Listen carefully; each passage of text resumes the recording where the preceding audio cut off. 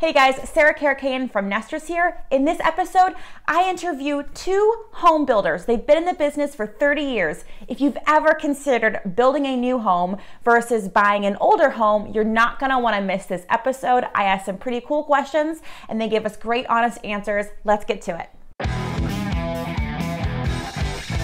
On today's show, James and Julie Yeager of James Yeager Home Builders, and their tagline is built right from the ground up. James Yeager Home Builders is a premier custom home building company, family owned and operated for, I think, over 29 years. James Yeager Home Builders has made a name that is synonymous with quality, affordability, and customer satisfaction. Their mission is to share their passion about what they do while listening to each of their customers' wants and needs and to build their dream home within their budget. That's why they want to remain small and involved in their work, to give homeowners a personalized, hands-on building experience and a home they will love to live in. So welcome to the show, Jim and Julie. I'm so excited to have you here. Yeah, thank you very much for letting us be part of your YouTube channel.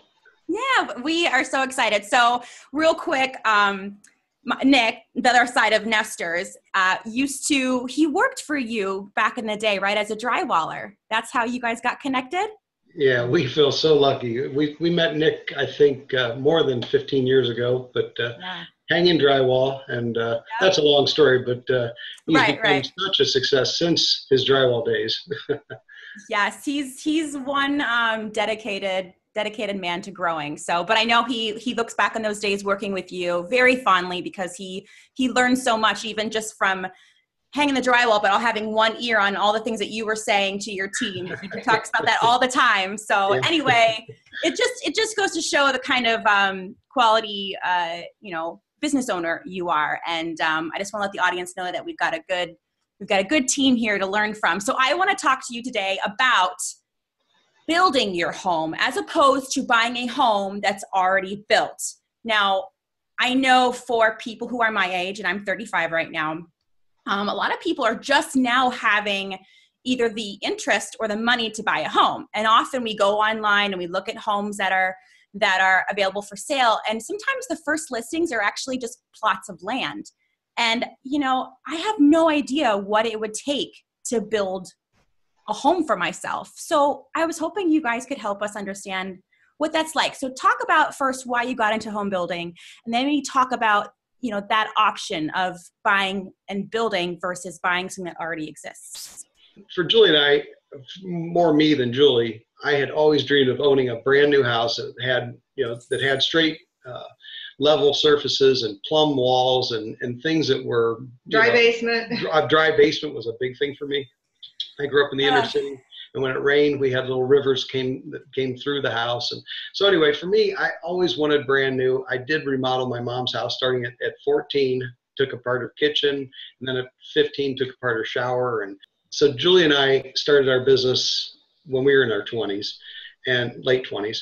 And the big trick to this is getting the right lot. And sometimes people they just go out and buy a lot because of a low price. There's a lot of pitfalls to that. So the first step there is to make sure you get at least a wise family member or meet with a builder, someone to walk that lot with you to make sure that you're not putting yourself into some sort of situation you're unaware of. And it could even be something outside of normal imaginations, like a new airport coming to the area that have not been made aware of, and you might have a noise problem that you're not seeing, or possibly a noise situation you're not hearing on that day, like a railroad that's a quarter mile away. So Julie always I always say, if you're considering a lot, have a picnic lunch. Go out there at different times of the day and just hang out, not just for a few minutes in your car. Actually get out, walk. If it's available to have a picnic lunch on there, do so that you're there for a while. Because as Jim says, trains, planes, automobiles, all that stuff can play a factor. A sewer facility right next to you, that unless you're out of your car and you're there, if the wind changes direction, you're going, so all these. You already said some great pros to building your own home, which would be making sure the basement's dry, making sure everything's level and plumb, which you may not get if you buy something that's older. So then I have to ask you, is getting a new home built a viable option for someone who isn't independently wealthy? Buying a brand new home for a young buyer is definitely an option. Today, you're going to find that most of the people that can provide that at a reasonable cost are your larger production builders. Some of these builders build, thousands or even hundreds of thousands of homes a year. Well, sometimes it might be worth buying a fixer-upper or a starter house, living in that and becoming familiar with what home ownership is all about. And that is the first time surprises, things that you're not used to knowing that maybe, your landlord or your parents took care of in the past. And now it's the only person that can take care of things are you, or you're gonna have to hire someone to do that. That's a good way to get into what ownership is about. And by doing that, hopefully you'd be able to put some money aside and start making savings and put an account to be able to buy the lot, pay off the lot, and then even go a step further and put enough money aside that when you do decide to build a house, you build a high quality home with possibly better components and better maybe with a smaller builder where he can put more attention into the detail and into the long standing of the home. Gotcha. So it sounds like you have a few options. You can go to a bigger production home builder, or you can live in a home that already exists, get to know what it's like to be a homeowner, get to know what you like about a home, the flow, the design, the options, so that when you can save your money, you're ready for someone like you to build them a custom home that has a lot of quality and craftsmanship. What will serve you the best for the money you can afford? So in an ideal world, if let's say you have a dual income family and time is not necessarily something they have a lot of, we of course would always recommend building a brand new home. So you have a choice to build with a production company that has many models to pick from and possibly plenty of acres to build that on, but they're going to be limited somewhat in customizing that house to your every wish or maybe your every layout and floor plan. Building a custom home, on the other hand, can be a longer process. And again, it's going to require a little bit more money. Instead of living there 6 or 7 years like most people do, you might live there 20 years, and that'll go by very quickly. And as that does, you'll have 20 years of less headaches and replacements and hassles than your friends that maybe fixed up an older home for those 20 years. If someone were to build a new home, what is the time frame usually before they'll start to see any problems? Well, where we are, I would say 5 to 7 years. As a homeowner of someone that lives in the houses I've built, that means that about 5 to 7 years, hopefully you're going to remember me saying that there's some caulking around the roof areas of the house. It probably needs to be at least looked at, checked out, and made sure that it's still nice and soft and not cracked or broken. There's some flashing you should take notice of. If there's brick and stone or stucco or any kind of masonry products, they should be checked to make sure they're pointed and kept up. And we are really against exterior paint. And by the way, most of the things that we're thinking about are exterior. But if you can build a house that's, as the Germans would laugh and call plastic, they think that we build plastic houses. We call them vinyl. But, right. And we have this artificial stone and these kinds of things. If you can build a house, and with our brick veneer, I forgot, our brick is not bearing brick, but it's veneered. But if you can build a house like that and realize that those surfaces will need to be cared for, but more than likely at the 5 or 6 or 8 year mark, you'll have a great time in your new home. But if you build a home that has all the cheapest possible components, your time might be 4 or 5 years. And if you buy a home that has a lot of paint on it, I think if you're going to live in any environment, I used to think just Ohio, but if you're going to live in any environment, you need to keep the paint on all of those surfaces. Recently, we did a screened-in porch, and it doesn't sound all that glamorous, but all the screened-in porches we've owned have been made out of wood and needed paint, usually white paint on top of the wood. And so that means, believe it or not, every 3 or 4 years, someone's out there scraping and painting, even though we built it brand new from scratch. So this recent project we did, we made every piece of product, either PVC, vinyl, or aluminum. It was really neat. And so, by the way, we didn't finish any of that with paint on top of it. We used a specialized silicone caulk that doesn't yellow. We used all stainless steel screws and all vinyl caps. And it was a lot more expensive and a lot more work. But so far, when we've looked at that a year and a half later, it just shows some dirt here and there that can be power washed off. But when the washing is done, it's white and fresh again. Now, and if it were painted, when you power wash, a lot of the paint would come off. You know, so it's a better situation at more cost up front. So I asked some of our Instagram followers to maybe submit some questions they had for you. And Andrew Ter-own-ez, I hope I'm saying that right. He wants to know, how do home builders vet or manage their trades? Are they usually employees? Are they usually subcontracted? How does that work for you guys?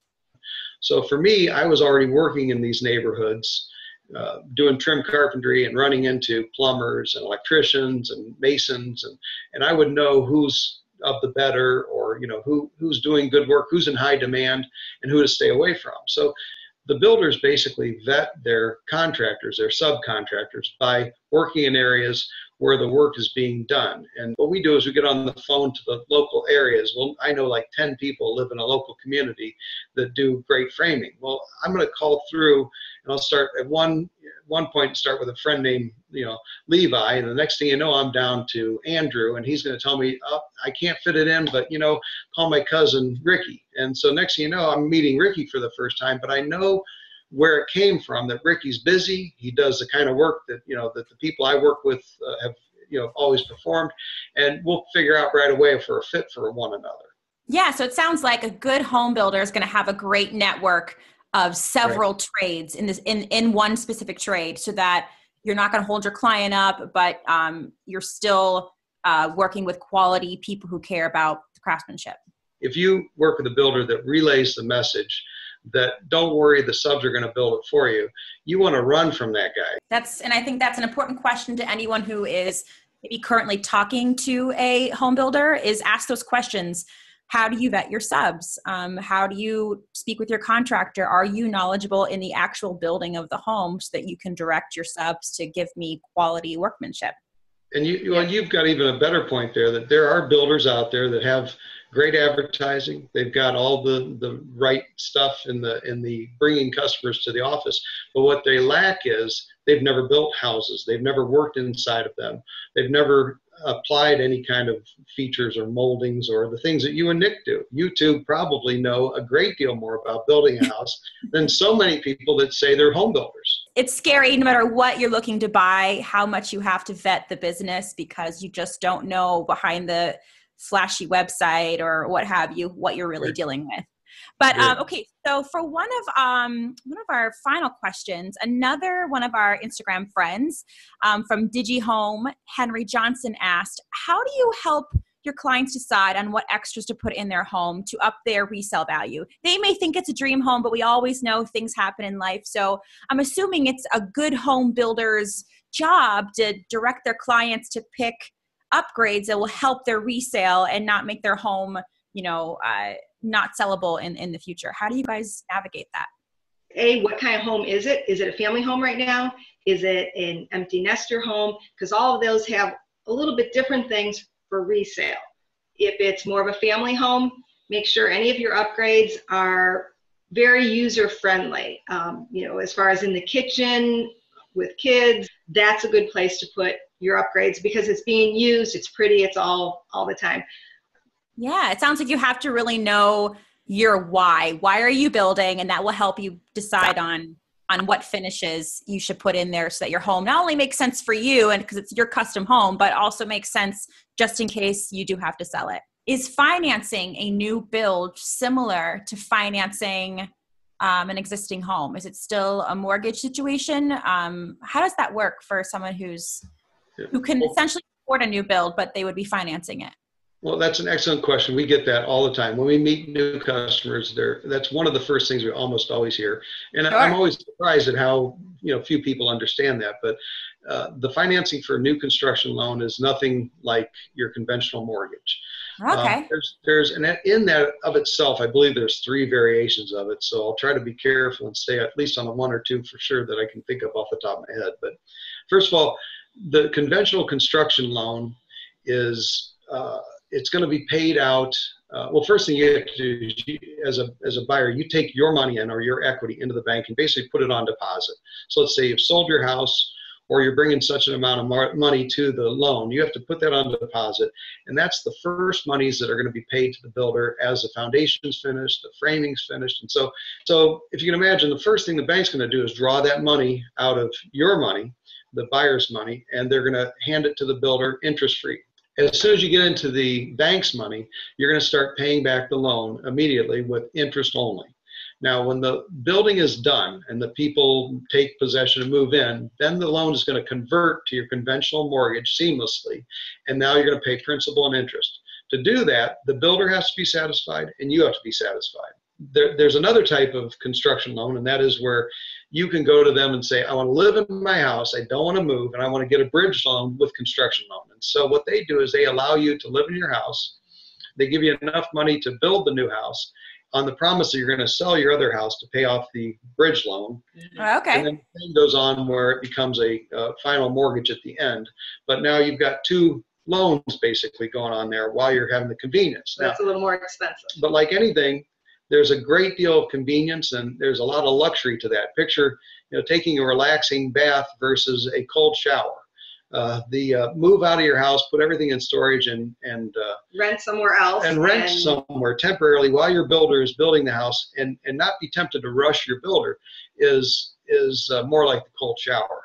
So that goes back to the most important part about this thing is to treat your builder the way you'd want your builder to treat you. Rushing your builder doesn't have a good effect for you.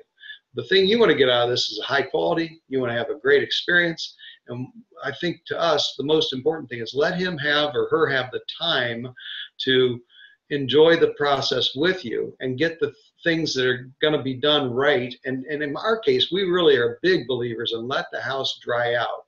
So often people don't understand in new construction, your beautiful new home could have started out in the middle of the worst summer storms that hits your area. And so it's going to go from soaking wet to where you're walking in there one day saying, look at how beautiful everything is as it starts to crack and pop and shrink. So if your builder is on the mindset we're on, and that is let it dry, take your time to get it dried out and down before you put the final elements in, you're going to be the beneficiary of that, not just the builder. The builder would rather be paid and get his money early, but it's better for everyone to take their time with that construction. I feel like that's the name of the game for almost anything in life. Just slow down, be patient, and it's going to be worth the wait. Yeah, very good. Yeah, absolutely. Sounds great. Well, I think this discussion has been really informational for me. So I know it's going to be for other people who are interested in maybe not right now finding a new build, but maybe that's a goal they can have in the future once they really know what they want out of their home. All right, guys. So I really appreciate the time you took today and all the tips and tricks and insight you've provided to our guests and our audience. So if people want to talk to you more about home building, how should they get a hold of you? They can feel free to email us at James or Julie at jamesyeagerhomebuilders.com, or we're pretty old fashioned. We love a phone call. 330-677-0107.